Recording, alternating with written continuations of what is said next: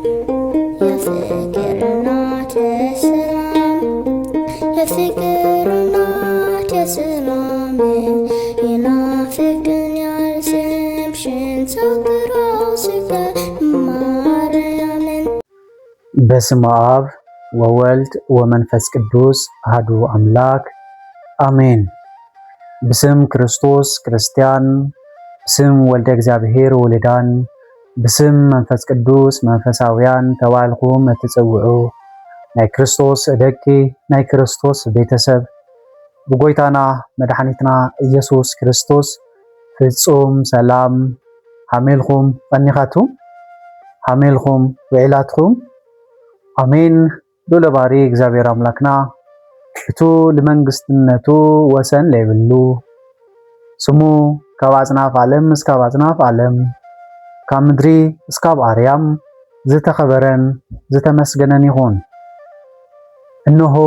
አምላክና እግዚአብሔር ሎማዓንቲ ለአየ ለአኻትኩሚ ሓደ ቃል ተቀብለና እዩ። ዘምህር እግዚአብሔር እዩ፣ ዝግስጽ እግዚአብሔር እዩ። ለሕይወትና ሊጠቅም ቃል ለቀብል እግዚአብሔር እዩ። ካብ መጽሐፍ ቅዱስ ሓደ ቃል ለልና ክንነጋገሪና ደቂ እግዚአብሔር። በእውነቱ ዝድምጽ እዚ ላባና ልመጸሉ ምክንያት ብለይ ምክንያት ይኾነ። ምክንያቱ እግዚአብሔር ኣብ ሕይወትና ውሽጢ ክልውጦ ልደለዮ ነገር ስለሌሎ እዩ። ወይም ከምህረና ስለልደለየ እዚ ድምጽ እዚ ክንሰምዕ ቅዱስ ፍቃዱ ኮይኑ ማለት እዩ። ስለዚህ እግዚአብሔር አምላክ ከምህረና ክምዕደና ቅዱስ ፍቃዱ ይሁን አሜን። እነሆ ካብ መጽሐፍ ቅዱስ ሓደ ቃል ለልና ክንነጋገሪና ኣብ ዮሐንስ ምዕራፍ 15 ቁጽሪ 4 ለሎ ኃይለ ቃል ከምዚ ይብል ደቂ እግዚአብሔር አባዬ ንበሩ ይብለና። እዚ ቃል እዚ ልተናገሮ ጎይታና መድኃኒትና ኢየሱስ ክርስቶስ ኮንተሎ ነቶም በሽዒቱ ጊዜ ለነበሩ ደቀ መዛሙርቱ እዚ ቃል እዚ ይናገሮም ነበረ። ሙሉ ቃሉ ከምዚ ስዕብ ክነንብቦ ኢና። ኣብ ዮሐንስ ምዕራፍ 15 ካብ ቁጽሪ 4 ጀሚርና እስካብ 5 ክንምልከት ተለና ከምዚ ይብለና ደቂ እግዚአብሔር አባየ ንበሩ አነውን አባኻትኩም ክነብር እየ። ጨንፈር ኣብቲ ጉንዲ ወይኑ እንተ ዘይነይሩ ካብ ባዕሉ ክፈሪ ከም ዘይኽእል ንስኻትኩም እውን አባይ እንተ ዘይነይርኩም ክትፈርዩ ኣይትኽእሉን። እቲ ጉንዲ ወይኒ አነ እየ፣ ንስኻትኩም ድማ ጨናፍር ኢኹም። እቲ አባይ ዝነብር አነውን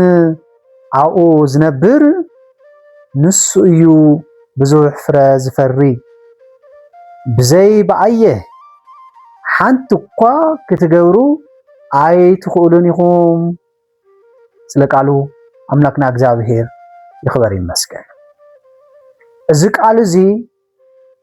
ጎይታና መድኃኒትና ኢየሱስ ክርስቶስ ነቶም በሽዒቱ ጊዜ ለነበሩ ሐዋርያት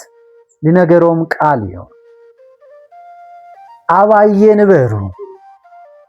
አነ ጉንዲ እየ፣ ንስኻትኩም ድማ ጨናፍር ኢኹም ይብሎም ኣሎ።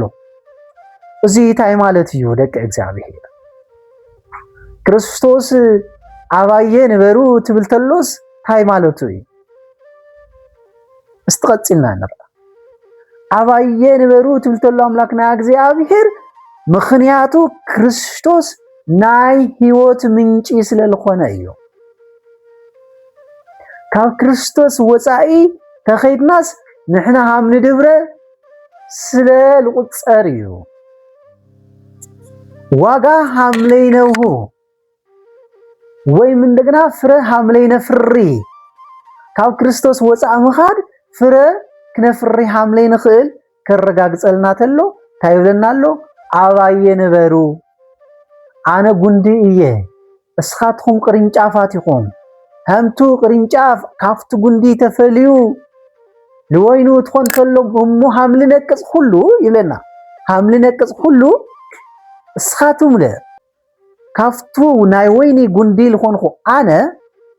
اندحر كواية تفلي خمسي يبلنا الله እግዚአብሔር كواية تفلي خمسي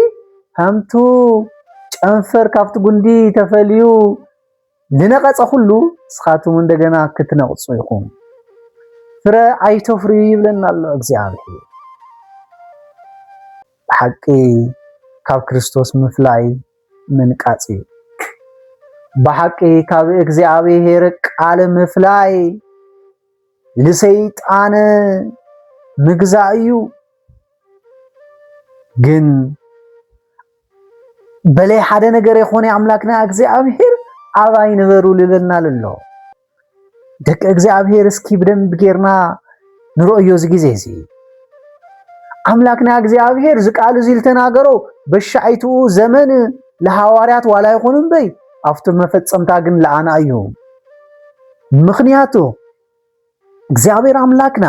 አባይ የነበሩ ትብልተሎ ካውን እሽተይ ታይስለል ገበርናዩ ፈቃቅ ስለልበልናዩ ካው ታይስለል ገበርናዩ ስለልተፈለናዩ ደቀ እግዚአብሔር ምክንያቱ ናይዛ ዓለም እዚ ፈተናታት በሙሉኦም ካብ እግዚአብሔር ክንርሕቅ ይገብረለው አውዝ ዓለም እዚ ናይ ስጋ ድሌት ልምምላ ለይቲ ቀትሪ ብስራሕ ምክንያት ተወጢርና ኑሮ ለምሽናፍ ተዋሂሉ ንእግዚአብሔር ረስዕና ግን ካብ እግዚአብሔር ንፍለለና ስለልኾነ ደቀ እግዚአብሔር ብልተፈላለዩ ፈተናታት ካብ እግዚአብሔር ስለንርሕቅ ለለና እዩ ብልተፈላለዩ ናይ ሃፍቲ ንዋያት ተደሊልና ተታሊልና ካብ እግዚአብሔር ታይ ስለንገብርለና እዩ ስለንፍለለና እዩ አምላክና ክርስቶስ ታይብለናል አባይ ነበሩ ትበሃል ተሎ ታይ ማለት እዩ አባይ ነበሩ ማለት ታይ ማለት እዩ ትበሃል ተሎ አብ እግዚአብሔር ምንባር በምንታይ ትበሃል ተሎስ ሓደ በእምነት بفتصم امنت لك حمتو ابراهام امنتو هم صدقي تقصرلو لتبحال امنت همتا ناي 12 عامت دم لفصال نبرت نستي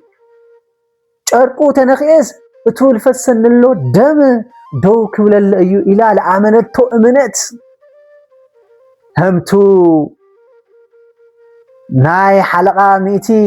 ቃልን በይተናገር ወደይ ክፈወስዩ ኢሉል ተናገሮ እምነት እዚ እምነት እዚ ለአይል አኻትኹሚ ክናምን በዚ ክንኸድ አምላክና እግዚአብሔር ይነግረና እዚ እምነት እዚ ክህልወና እግዚአብሔር አምላክ ይደሊ ስለዚህ አባይ ነበሩ ትብልተሎስ በመጀመሪያስ ታይ ማለት እዩ በሙሉ ልብናስ ለእግዚአብሔር ክናምን እምነትና ሁሉ አብ እግዚአብሔር ክንገብሮ በዘይ እግዚአብሔር ልግበሩ ነገራት በሙሉም ከንቱ ስለልሆነ እዮም ደቀ እግዚአብሔር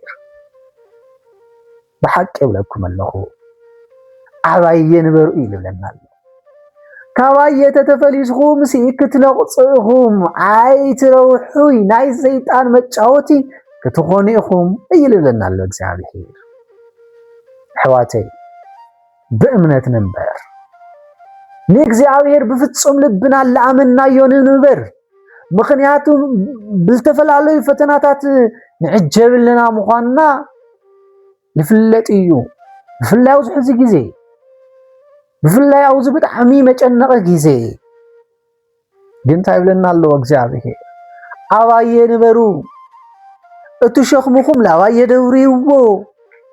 አይትጨናነቁ አነ መፍትሒ ከቅምጦሉ ይኮል ይብለናል አባይ ነበሩ ትልተሎስ በቃ በፍጹም ምንባር ስለዚህ በእምነት ምንባር እቱና እግዚአብሔር ናይ መጀመሪያ ሮቃሒ አብ እግዚአብሔር ምንባር እቱ ኻልአይ አብ ጸሎት ነበሩ ማለት አምንታይ ነበሩ አብ ጸሎት ምንባር ክርስቶስ አባይ ነበሩ ትልተሎስ አብ ጸሎት ነበሩ ማለት እዩ ሁሉ ጊዜ በላይ ጸሎት ለእግዚአብሔር ምግናይ ታያይ ግበሪ ኣይካል ብጸሎት ለእግዚአብሔር ኩል ጊዜ ክነነጋግሮ እዩ ልግባእ ደቂ እግዚአብሔር ለእግዚአብሔር ክነግንዮ ተደሊናስ መዓልቲ ታይ ምግባር ይድሊ ጸሎት ምብጻሕ ይድሊ ስለዚህ ክርስቶስ አባይ ነበሩ ትብልተሎስ እቱ መበል ኻላይ ብምንታይ ምንባር ማለት እዩ ብጸሎት ምንባር ማለት እዩ ደቂ እግዚአብሔር እነሆ አምላክና መድኃኒትና ኢየሱስ ክርስቶስ አነ ንስኹም ይኸይንጠፍኦ ምእንታን እዩ አባይ ነበሩ ልብለና ኣሎ ምኽንያቱ እቶም 99 ነገር ሓዲጉስ እቶ ሓደ ወዲ ሰብ አዳም ልክደሊ ላውዝ ምድሪ እዚ ትመጽእ ተሎስ ዘለዓለማዊ ጥፍአት ልኸይንጠፍ እዩ ናይ ሰይጣን መሳርሒ ኮይና ናይ ዲያብሎስ መሳርሒ ኮይና ከይንነብር እዩ ደቂ እግዚአብሔር ክርስቶስ ብጣዕሚ ስለልፈተና ኮይ ብጣዕሚ ስለለፍቅረና ኮይ ፍቅሩ ለኮ ኣብ መስቀል ውዒሉ እዩ እኮ ገሊጹልና እግዚአብሔር ሕዝለ ግን ክንጠፍኦ ስለለይደልስ ታይልለና ኣሎ አባይ የነበሩ በቃ ስለዚህ ብጸሎት ኣብ እግዚአብሔር ምንባር ይከኣል እዩ ማለት ይትኻላይ እቱ ሳልሳይ ቃል አምላክ በምንባቢ በመስማዒ አባይ ነበሩ ይለናል ታይ በመግባር ቃል አምላክ በመስማዕ ቃል አምላክ በመንባብ አባይ ነበሩ ይለናል እቱ ሳልሳይ ኣብ ክርስቶስ ክንነብር ሃመ ጌርና ትባል ተሎስ ናይ እግዚአብሔር ቃል በመስማዕ ናይ እግዚአብሔር ቃል በመምሃር ልክ አምቱ ሕዚ ንገብሮ ኣለና እዚ ምርጫኹም ጌርኩም ቃል እግዚአብሔር ክሰምዕኔኒ ኢልኩም ሎማዓንቲ ኮፍ ኢልኩም ትሰምዕዎ ዘለኹም እዚ ቪድዮ እዚ ልክ ሓሙ ናይ እግዚአብሔር ቃል ክጸምዕና ክኽእልኔዎ ኩሉ ግዜ ምኽንያቱ ሃምቱ ለስጋና እንምገቦ ምግቢ ነፍስና ለምግቢ የድልያ እዩ አባየ ክትነብሩ ተለኹም ትብል ተሎ እግዚአብሔር ሲ ነፍስኹም ናይ እግዚአብሔር ቃል ክትምገብ ይግባእ እዩ ክትሰምዕ ይግባእ እዩ ሞ ኩሉ ግዜ ናይ እግዚአብሔር ቃል ስምዑ አንብቡ ይለና አባይ ነበሩ ትብል ተሎስ ተሳልሳይ ናይ እግዚአብሔር ቃል ምስማዒ ምንባቢ ይኾነሎ ማለት እዩ ደቂ እግዚአብሔር እትራባይ አባይ ነበሩ ትብል ተለና ተሎ አምላክና እግዚአብሔር አፍቱ ናይ ሚስጥራተ ቤተክርስቲያን ቅዱስ ሚስጥራት ምስታፍ እቶም ናይ ቤተክርስቲያንና ሸውዓትዮም ሚስጥራተ ቤተክርስቲያን አቶም ምስታፍ ብዙሓት ሚስጥራት ኣለውና ሸውዓተ ሚስጥራት ኣለውና ናይ ቤተክርስቲያን አቶም ክንሳተፍ ይግብእና አባይ ነበሩ ትብል ተሎ ኣብ ሚስጥረ ጥምቀት ኣብ ሚስጥረ ሜሮን ኣብ ሚስጥረ ቁርባን ለአመሰሉ ሸውዓትዮም ሚስጥረ ተክሊል ሚስጥረ ክህነት ሚስጥረ ቀንዲል ሚስጥረ ንስሐ ኣብ እዚኣቶም ታይ ትገብሩኔኩም ክትሳተፉኔኩም ይልልናል አባይ ነበሩ ትባሃል ተሎ ኣብ ቅዱሳት ሚስጥራተ ቤተክርስቲያን the seven sacraments ይባሃሉ በእንግሊዘኛ ጻዋ ቶም ሸውዓተ ሚስጥራተ ቤተክርስቲያን አቶም ምስታፍ የድን አባይ ነበሩ ትባሃል ተሎስ እዚኦም ለካተተ እዩ እቱ ኻሊ መበል ሓምሻይ እግዚአብሔር አምላክ አባይ ነበሩ ትብል ተሎ ካብ ምንታይ ረሓቁ እዩ ካብ ኃጢአት ረሓቁ ደቂ እግዚአብሔር ከምኡ ይልለና ኣሎ ካብ ኃጢአት ብምፍላይ ኣብ እግዚአብሔር ምንባር ይከኣል እግዚአብሔርና ኃጢአት ኩሉ ግዜ ታዮም ተጻራሪ ካብ ኃጢአት ክንፍለተለና ክንርሐቅተለናስ ኣብ እግዚአብሔር ኢና ነብርለና ማለት እዩ ደቂ እግዚአብሔር ምኽንያቱ ሁሉም ኃጢአት ልባለው ዘዓለም እዚ ተሓዲግናዮም እግዚአብሔር ነግንዮለና ማለት እዩ በኻሊት በተዘዋዋሪ ስለዚህ አባይ ነበሩ ትብል ተሎ አምላክና እግዚአብሔር ሲ ካፍቱ ናይ ዓለም ኃጢአት ካፍቱ ዘለዓለማዊ ጥፍአት ለምጽእ ግዚያዊ ለኾኑ ተግባራት ብልጭልጭ ለኾኑ ተግባራት ግዚያዊ ስምዒትኩም ልክተርዊው እትገብርዎም ነገራት ብሙሉኦም ተዓቀው ካኡ ኣባየ ክትነብሩ ኢኹም ይብለና ኣሎ እግዚአብሔር ተሓምሻይ ካብ ሓጢያት ባሕ ከምዚ ይልብል ኣብ መዝሙር ምዕራፍ 1 ቁጽሪ 3 ጀሚራ ክነንብቦ ተለና ከም ኣብ ጥቓ ማይ ዝተተኸለ ኦም ኩኑ ይብለና ምክንያቱ ኣብ ጥቓ ማይ ዝተተኸለ ተኽሊ ወይ ኦም ኩሉ ግዜ ማይ ስለለግኒ የፍሪ እዩ ይዕንብብ እዩ ጽቡቕ ፍረ የፍሪ ኣይነቅጽ ሆሙ ኩኑ همቱ ኣብ ጽግዓ ማይ ዝተተኸለ ተኽሊ ኣምሰሉ ካብ ሓጢያት ረሓቁ ናብ እግዚአብሔር ቀረቡ እግዚአብሔርስ እንታይ መሲልዎ ነው همታ ኣብ ጽግዓ ማይ ዝተተኸለ ተኽሊ ጽቡቕ ፍራም ተፍሪ ኣብ እግዚአብሔር ተጸግዐ ሰብ ኣብ እግዚአብሔር ልነብር ሰብ ኩሉ ግዜ ጽቡቕ ፍረ የፍሪ ይብለና ኩሉ ግዜ ታይ ይገብር ጽቡቕ ፍረ የፍሪ ስለዚህ ዚአቶም ብሙሉኦም ለእግዚአብሔር ምንባር ኣባይ ነበርቱ ልተሎ ክርስቶስ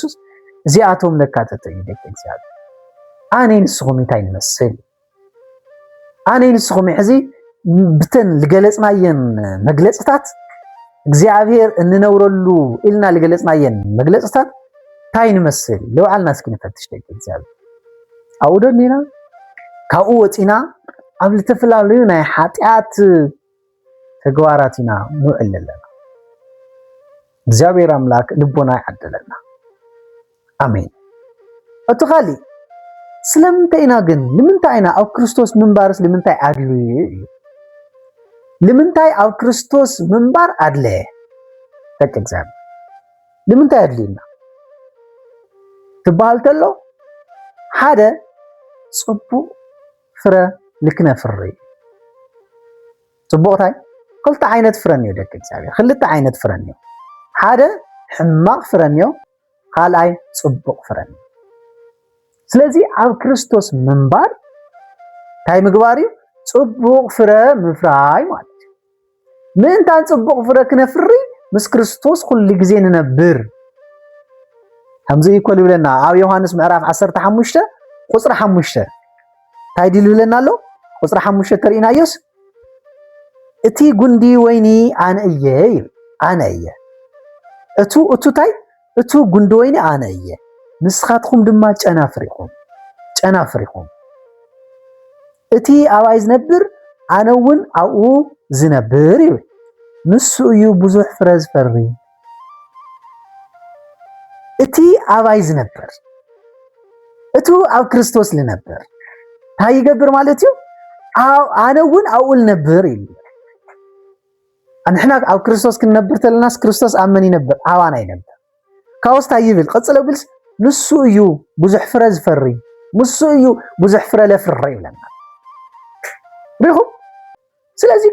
ኣብ ክርስቶስ ምንባር ብዙሕ ናይ ጽቡቕ ፍረ ምንጪ ንኾን ማለት ብጣዕሚ ልገርም እቶም ፍረታት ግን እንታይ እዮም ትባሃል ተሎ ኸዚ ደቅ እግዚአብሔር እቶም ፍረታት እንታይ እዮም ትባሃል ተሎስ ሓደ ፍቅሪ ኣብ ክርስቶስ ምንባር ፍቅሪ ልበሃል ፍረ ነፍሪ ምክንያቱ ክርስቶስ እግዚአብሔር ታይ ስለልኾነ ፍቅሪ ስለልኾነ ፍቅሪ መግለጺ እንታይ እዩ ተባሂሉስ ክርስቶስ ምክንያቱ ናይ ክርስቶስ ፍቅርስ ኣብ መስቀል ውዒሉ ባዕሉ ተሰቂሉ ፍቅሩስ ገሊጹ ስለዚ ኣብ ክርስቶስ ምንባር ጽቡቕ ፍረ ምፍራይ ፍቅሪ ልበሃል ፍረ ምፍራይ ንኽእል ማለት እዩ እቲ ካልኣይ እንታይ ዓይነት ፍረ እዩ ትባሃል ተሎስ ናይ ሰላም ፍረ ስለዚ እቲ ካልእ ፍረ እንታይ እዩ ትባሃል ተሎስ ሰላም ልበሃል ፍረ ነፍሪ ምክንያቱ ክርስቶስ ሰላም ስለልኾነ እመቤታችን ቅድስት ድንግል ማርያም ሕዚ ብዙሕ ስማት እኒአዋ ወዶ እማ ኣምላክ ትበሃል ወላዲተ ኣምላክ ትበሃል ናይ ፍቅሪ ኣዶ ትበሃል ናይ ሰላም ዓዶ ትበሃል ወዶ ናይ ብርሃን ዓዶ ትበሃል ኣይኮነይ ድዩ ምክንያቱ ታዩ ኣብ ክርስቶስ ታይ ስለልኾነ ሰላም ስለልኾነ እመቤታችን እንደገና ናይ ሰላም ዓዶ ትበሃል ክርስቶስ ፍቅሪ ስለልኾነ እመቤታችን ቅድስት ድንግል ማርያም እንደገና ታይ ትበሃል ናይ ፍቅሪ ዓዶ ትበሃል ክርስቶስ ብርሃን ስለልኾነ እመቤታችን ታይ ትበሃል ናይ ብርሃን ዓዶ ትበሃል ስለዚ ኣባይ ንበሩ ትበሃል ተሎ ኣብ ክርስቶስ ነበር ተለና እነፍርዮ ፍረ ተሓደ ታዩ ሰላም እዩ ሰላም እንደገና መን ስለልኾነ ክርስቶስ ስለልኾነ ስለዚ ካብቶም ፍረታት ተኻላይ ሰላም እትሳልሳይ ትዕግስቲ ልበሃል ፍረ ነፍሪ ኣብ ክርስቶስ ምንባር ትዕግስቲ በቃ ብመከራ ተዓገሱ ይለና ምክንያቱ እግዚአብሔር ኣብዛ ዓለም እዚ ክርስቶስ ኣብዛ ዓለም እዚ ክመላለስ ተሎ ልወፅሕዎ ነገራት ብምሎም መከራታት ብምሎም ብምንታይ ሓልፎም ነይሩ ብትዕግስቲ በቃ ተዓጊሱ ይሕልፎም ነይሩ ስለዚ ኣብ ክርስቶስ ምንባር ታይና ነፍሪ ታይ ልበሃል ትዕግስቲ ልበሃል ነፍሪ እቲ ረብዓይ ሕያውነት ልበሃል ፍረ ነፍሪ ሕያዋን ንኾን ኣብ ክርስቶስ ምንባር ሕያውነት ነፍሪ እቲ ሓምሻይ ትሕትና እዩ ኣብ ክርስቶስ ክንነብር ተለና ታይ ልበሃል ነፍሪ ትሕትና ልበሃል ነገር ነፍሪ ስወለ ይኾነ ክርስቶስ እዚ ኣባይ ነበሩ ትብል ተሎስ ምንታን ዞም ዚኣቶም ክነፍርዮም ተለና እንደገና ኣብ ክርስቶስ ምንባር ሃብ ንነብር ለና መግለጺ ስለልኾነ እዩ ትሕትና ክርስቶስ እኮ ብዙሓት ነገራት እኮ እዮም ሄሩና ኣብዚ ዓለም እዚ ክመላለስ ተሎ ካብኣቶም ተሓደታ እዩ ትሕትና እዩ ስለዚ ትሑታን ንኽውን ትሕትና ንመሃር ትሕትና ነፍሪ ስለዚ ኣብ ክርስቶስ ምንባር ትበሃል ተሎ ንምንታይ ኢና ንነብር ትበሃል ተሎስ እዚኣቶም ፍቕሪ ሰላም ትዕግስቲ ሕያውነት and ትሕትና ልበሃሉ ነገራት ምንታን ክነፍሪ እዩ ብጣዕሚ ይገርም ስለዚ እዚኣቶም ክነፍሪ ምንታን ኣብ ክርስቶስ ታይ ንገብር ንነብር እቲ ካሊእ ፍረ ክነፍሪ ኢልና ኢና ናይ መጀመርያ ካልኣይ መንፈሳዊ ሓይሊ ንረክብ ስለምንታይ እዩ እግዚአብሔር ኣምላክ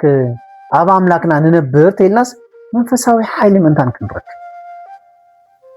በቃ ኣብ ክርስቶስ ምንባር ታይ ስለልኾነ መንፈሳዊ ሓይሊ ናይ መንፈሳዊ ሓይሊ ምንጪ ኣምላክና እግዚአብሔር ስለልኾነ ክርስቶስ ስለልኾነ ስለዚ ኣብኡ ንንበር እቲ ሳልሳይ ፈተናታት ተፈላለዩ መከራታት ለተፈላለዩ ፀገማት ምንታን ክነሓልፍ እዩ ኣብ እግዚአብሔር ንነብር ለለና ኣብ ክርስቶስ ንነብር ለለና ኣብ ክርስቶስ ምንባር ማለት ፈተናታት ኩሎም ንሓልፎም እዩ ታይ ልበለና ኣብዙ ዓለም ለሃለኹስ መከራ ክበዝሐኩም እዩ ግን ኣይዞኹም ኣነት መከራ ኣሸኒፎዮ እየ እስኻቱም እንደገና ክተሸንፍዎ ኢኹም እዩ ክትሓልፍዎ ኢኹም እዩ ጥራሕታይ ኣብ ክርስቶስ ኣባየ ጥራሕ ነበሩ ኢኮ ክርስቶስ ልብለና ለሱስ እዩ ኣባየ ጥራሕ ነበሩ እምበይ ቱ ለኣኻቱም ብጣዕሚ ከቢድ ኮይኑ ዝረአየኩም ሎ ነገር ብምሉእ ቀሊል እቱ ክፍታሕ ለይመስል ነገር ልመስለኩም ሎ ፀልማት ኮይኑ ዝረአየኩም ሎ ነገር ሲ ብጣዕሚ ቀሊል ሲምፕል እዩ ይልለና ስለዚ ኣብ ክርስቶስ ንምንታይ ንነብር ተተባሂሉስ እዚኣቶም ለመግባር እዩ ማለት እዩ እቲ ካሊእ ኣብ መጨረሻ እንሪኦ ካብ ክርስቶስ እንድሕለይ ነበርና ካብ ክርስቶስ ተተፈሊናስ ታይ እሞ ፀገም እኒአዎ ታይ ኸሳዕቤን እኒአዎ ትበሃል ተሎ ሓደ ኣብ ዮሐንስ ምዕራፍ 15 ቁጥሪ 6 ታይ ይብለና ደቂ እግዚአብሔር ብደንብ ጌርና ነዳምጾ ኣብ ቁጥሪ 6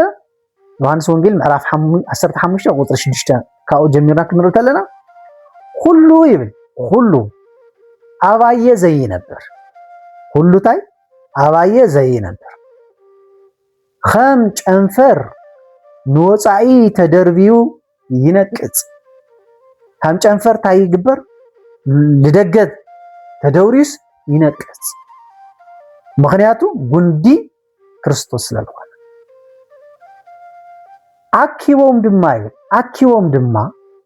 አኪቦም ድማ ናብ ሓዊ ይድብርይዎሞ ይነድድ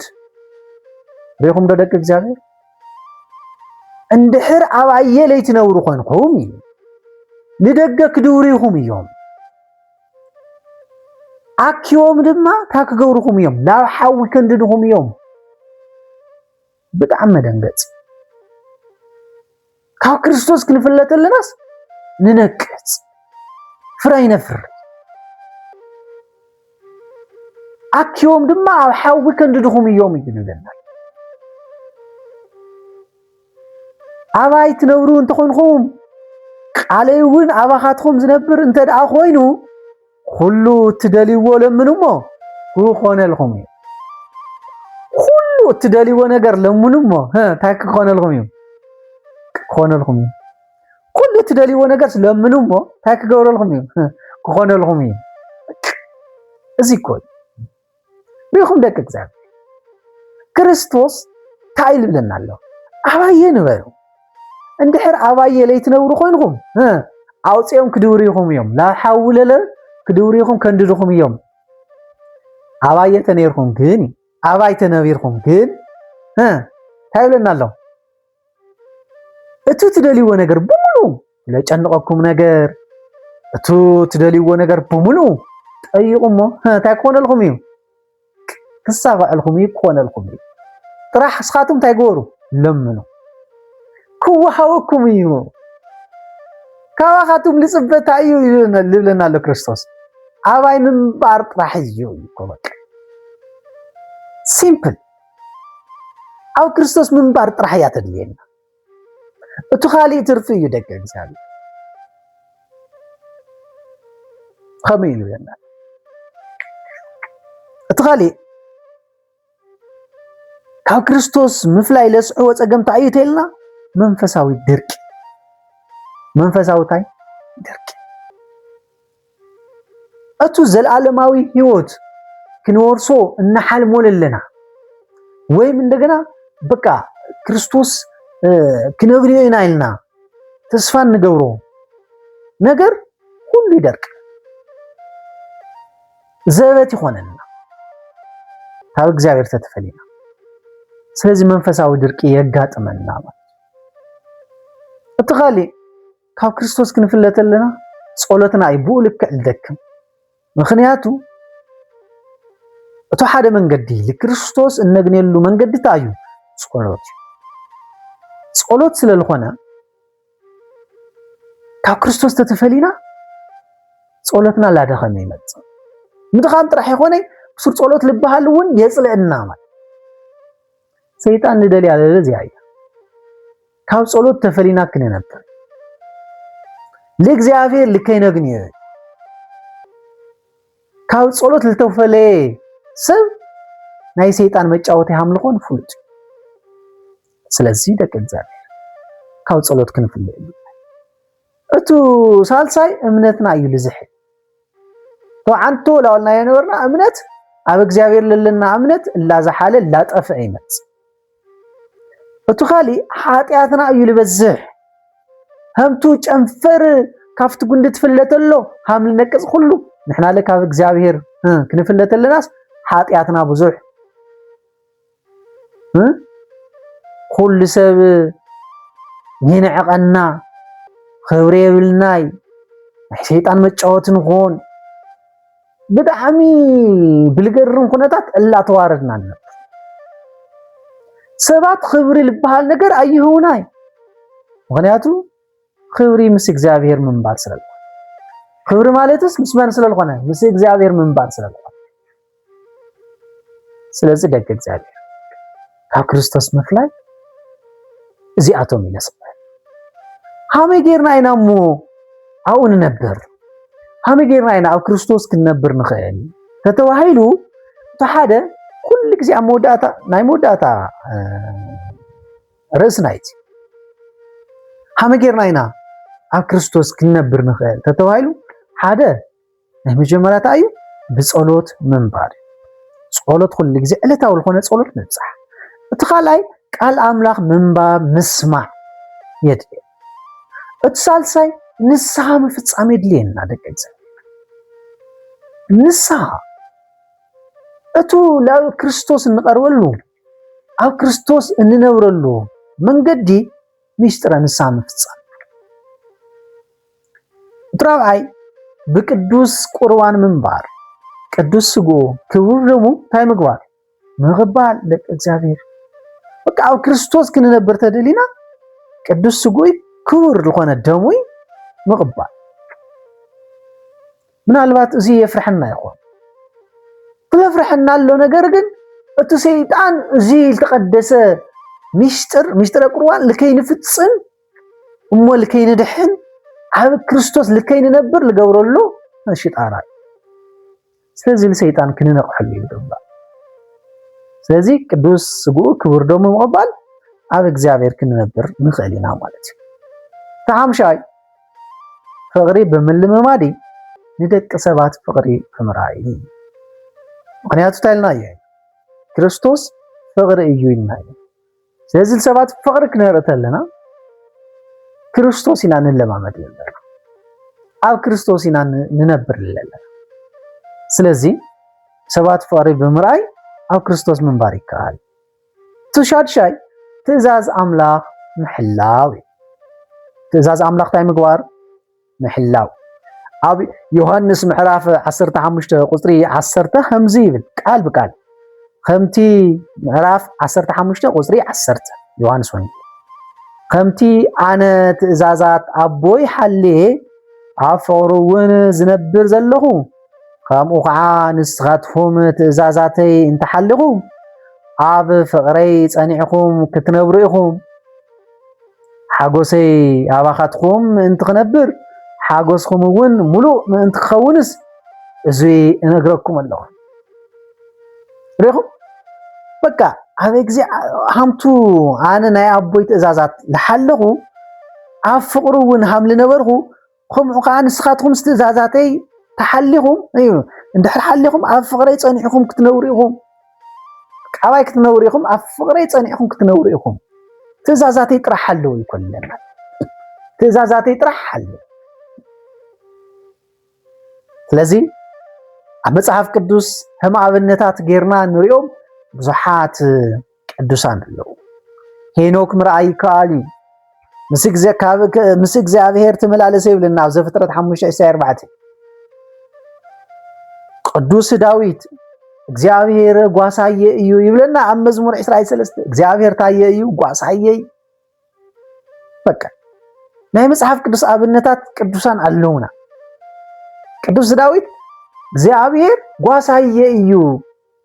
ናይ ሓላዊ እዩ ኢሉ ይነግረና እቱ ብጣዕሚ ንፈትዋ ኣደና እመቤታችን ቅድስት ድንግል ማርያም ታያ ለበለት ኣብ ሉቃስ ምዕራፍ 2:19 ቁጽሪ ቃል ኣምላኽ ብልባ ሓለወቶ ይልልና